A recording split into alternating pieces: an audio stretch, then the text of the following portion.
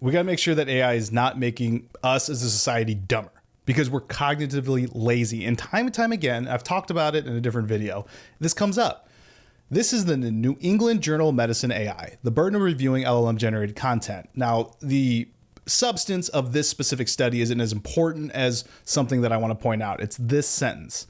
Unfortunately, humans tend to follow the path of least cognitive effort and will quickly become overly reliant on automation aids.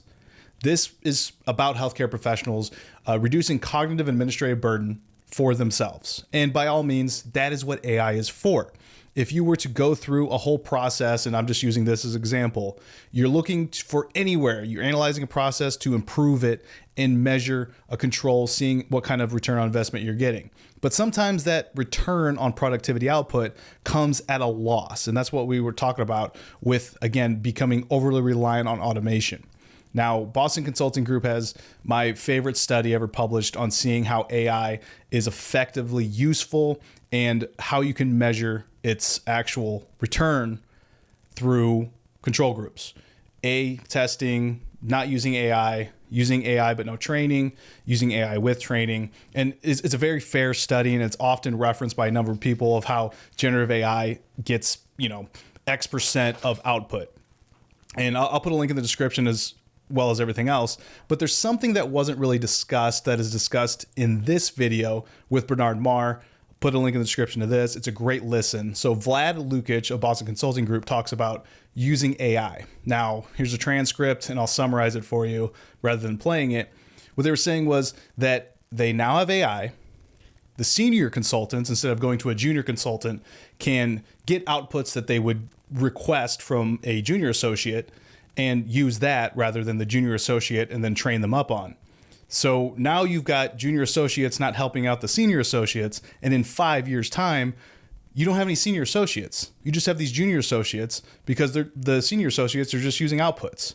So for the junior associates in here, they were finding that they were getting more up to speed and more productive using AI because they're quickly able to access information, but they weren't retaining the information. They were just using the outputs rather than read it, digest it, understand the why, and really be able to use that and leverage it in the future. And that's a big problem. So this is AI making us dumber. So Professor Raffa, who lectures in business engineering, he was noticing that his students were getting better at writing. Well, this is early on. Actually, this came out last year, but this was during the pandemic. And he later discovered when interacting with the students that they were using the new AI tools. I realized that it was the tools that improve their writing and not their writing skills. We have a real problem on our hands when the digital revolution impacts social discourse, engagement, and written communication. The bottom line, according to Professor Raffo, is that when tools do the work, people don't learn the skills. We're seeing that agnostic of industry, agnostic of experience, wherever you're at. It doesn't matter if you're students here, high-level, high-paid consultants here, or medical professionals, as far as, PhDs, MDs. Everyone is being cognitively lazy. It's imperative for our society to be better educated and capable of critical analysis and to be able to diagnose misinformation that comes their way rather than relying on AI. So it doesn't matter. Everyone's seeing the same thing. So it's important, and it is discussed in here, that around the responsible utilization of AI, we have guardrails, we have safeguards, we have process, that we understand that, yes, it is in fact reducing cognitive and administrative burden for people like healthcare professionals. We want that.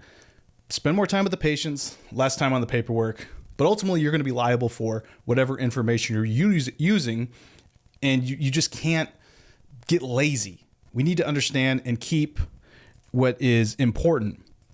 Human in the loop. AI as an assistant for us as humans who are the ultimate decision makers. No one's going to go after and sue an AI system. They're going to come after you for whatever you're using AI for. So AI is fantastic. I use it. I love it. I build solutions, but just know what is happening if people become too reliant on it.